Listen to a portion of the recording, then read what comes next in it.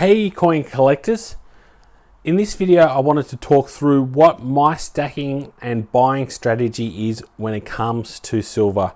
So what's the best things to look out for and what's the things to avoid when you're buying and stacking silver, and how much silver should you be looking to stack as well. So what's a good number to aim for your personal stacking amount. So for me, I always aim to have 40 ounces of silver. I thought that was always a good amount of silver to be stacking, to collect and to hold. Some from kind of investment point of view, a bit of a barter point of view as well. And also I like to collect some of these coins as well. So I thought 40 ounces is definitely something to aim for. It's one of those things, though, once you get started, it's a bit of a bug and you can't help yourself, and you end up buying a heck of a lot more than 40 ounces because you see all these specials and you see the dip in price as well, and you think that's a great time to buy as well. So you start buying more and more, and it's really, really hard, I find, to sell silver as well, because once you've got it, you feel like you're owning something pretty precious. So to want to unmove it is really hard. So I haven't personally sold much yet.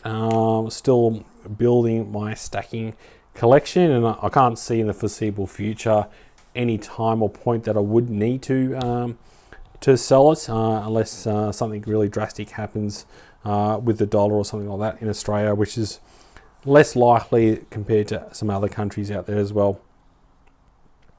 So another thing for me to focus on now that I've hit my 40 ounce of silver is I always like to have at least 3 months of my take-home salary in savings. So be it shares or cash or crypto or all sorts of different investments that I might have.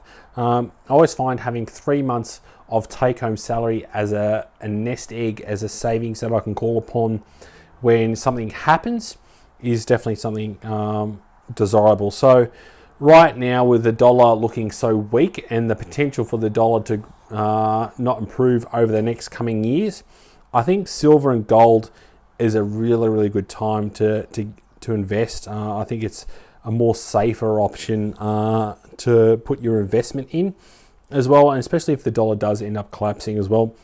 At least with crypto and shares and cash, you're going to pretty much lose all that, where you won't lose your investment when it comes to silver and gold as well. So specifically silver, I think, is something that's more affordable, easier to barter with if you ever need to call upon it as well. So that's why I think silver is definitely a really good investment. I do stack gold as well, but probably not as much as silver. So some of the things I like to focus on in my stacking kind of plan is I always like to dollar cost average. So what that means is every month I'm buying a few ounces, so it might be 5 ounces per month of gold or silver. So always, obviously not 5 ounces of gold because that's quite a bit, but I like to either get fractional gold or some other little bits of gold as well, depending on what's coming out, and all the different types that are out there as well. So I like to get a little bit of gold in there. Predominantly, I like to focus on getting the government minted coins. I think from a stacking long-term point of view, these are the ones that are definitely the best that I find to stack. So just imagine if you got these Liberties like 3 to 5 years ago, with the cost and premium now, you've made a really, really good, strong investment, where if you had just had a silver round buffalo, you're potentially not going to have that return because the premiums are going to be pretty stagnant. They're always going to be a similar price over spot. You're not going to see a massive influx in the premiums, where the government minted ones, you can definitely find the premiums can adjust depending on how much the government is minting that year. So you do have more opportunity to actually make a better return when it comes to the government minted ones. So definitely ones I recommend stacking at the moment is definitely the Canadian maple. I think that's a really, really good safe hedge bet right now. Philharmonics aren't too bad, but definitely not one of my favorites. Definitely the Britannias. I think they've been really, really good of late. Personally, I've had no quality issues at all with these. They've come up really good, and I've had no milk spots or anything else as well. Krugerrands aren't too bad, but for me, I think they're more of a gold investment. So definitely, if you're looking to stack gold, the Krugerrands are really, really good. Here's one, the 50-year anniversary one, which is a really good one as well. You got some of these like Somalian ones as well, so they're not too bad as well to stack from that point of view. Definitely wouldn't recommend getting the China Pandas unless you like them for a collecting point of view and you like collecting all the different ones each year. From a stacking long-term investment point of view, I don't see how they're going to make much money or investment. One, they do make a lot of these, and two, because it's not a troy ounce as well, it makes it harder for people to calculate how much they're actually truly worth, and you find you're going to end up overpaying on the actual silver value if you stack too heavily on that as well, because you do see the prices of these. They're often very similar to some of the other government minted coins, even though it's less than a troy ounce when it comes to silver as well. I definitely wouldn't recommend right now getting the maples as well. I mean, sorry, the American Eagles. I think the premiums on these are just too high to worth stacking. So wait for them to come down. So maybe a bit of luck next year, the government might mint a few more of these. So you always know in Eagle season in January to see what the government comes out with, and that will help us know what the year is going to look like and if the Eagles are going to be worth stacking or not as well. So and then next, I always like to get some silver bars. So that's also about getting some weight into your stack as well. So they do hold a lower premium, so that's a really good thing when it comes to silver stacking, is to get a bit of weight in these. You can get some really good designs as well. So depending on what kind of bars you like and what you like to hold, definitely having some of those ones. I think the Germanium Mint ones are probably some of the better bars out there to stack as well. So I'm getting some of those pretty soon, and they've got some pretty cool 1 ounce silver coins that are coming out that if you hold a special light over it, it lights up as well, which is going to be pretty cool. So I got one of those on order as well, which would be really neat to show once I get it as well. The next one is silver rounds. So you can get your buffaloes, any of these kind of silver rounds that are really good to stack as well. So I think the buffaloes worldwide are the most popular silver ones to stack as well, but you can get all sorts of generic silver rounds as well.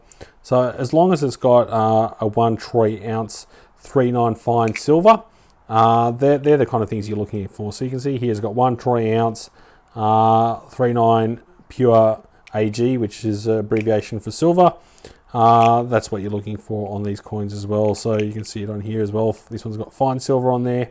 So make sure whenever you get any silver rounds that it does stipulate that it is fine silver and it has the quality and how much of it is on there. So there's got 1 troy ounce at the top as well. So I think the buffaloes, they come up in all different designs, so there's no specific mint that makes them. So you can have all different mints around the world that will mint these buffaloes. So they're not American or anything else, they're just buffaloes.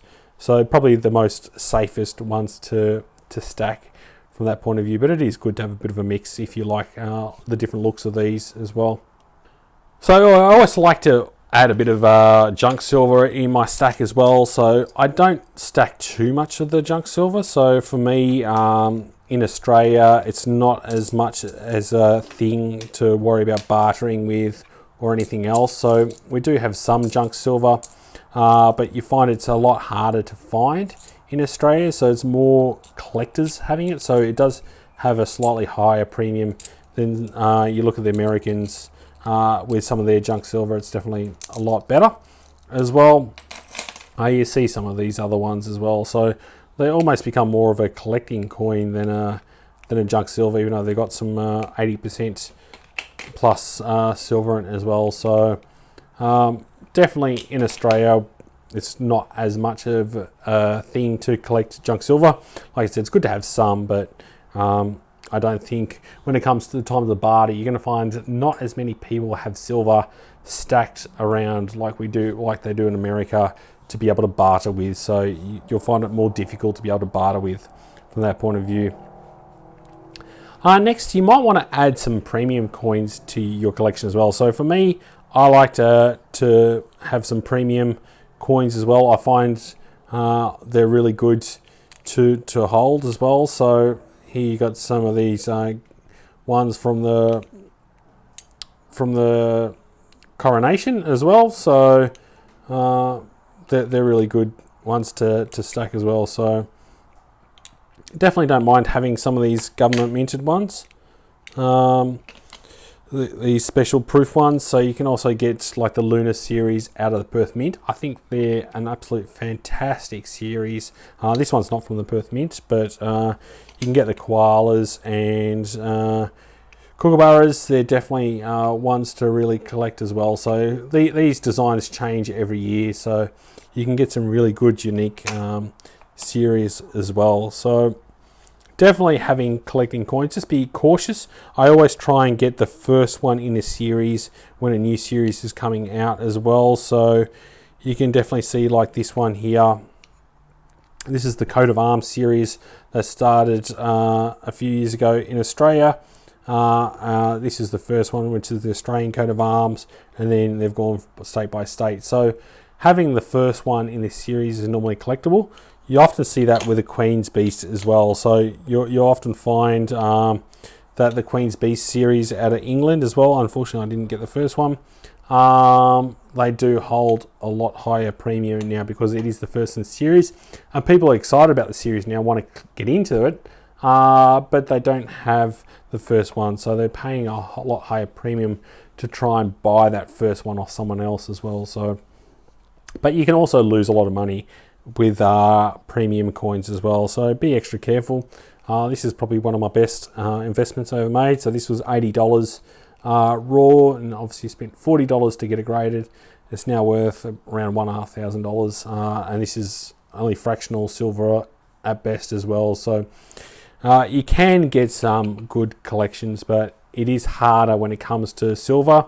Often you'll find that you'll spend a high premium on getting it, and looking at this one that's tarnished over time as well, you'll end up losing a fair bit of money. So tread with caution, unless you're doing it really for your own personal enjoyment as well. So there's nothing wrong with that. So for these ones here, I don't think they're going to make much money anytime soon, but they're definitely something that I think in the long term could be a good investment.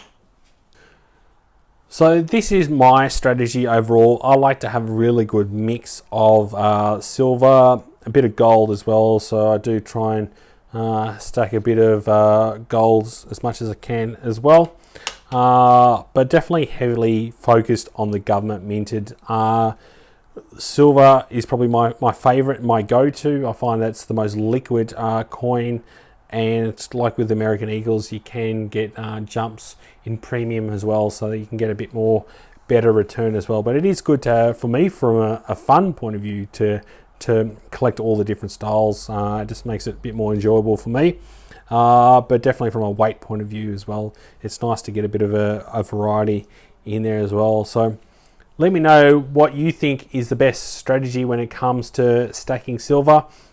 What coins would you avoid as well? So do you think coins like these ones here, the Chinese coins, are ones to avoid, or the junk silver or the bars? What ones do you think is not a good strategy to stack as well? As always, I am not a financial advisor. I'm just a guy that loves talking about my collection and my stacking and how I go about it from my personal perspective as well. So I'm just sharing how I prefer to do it. How you go about it is totally up to you. Please subscribe to stay up to date with all the videos that I'm creating. Thanks for watching and joining the coin collecting family. Dan.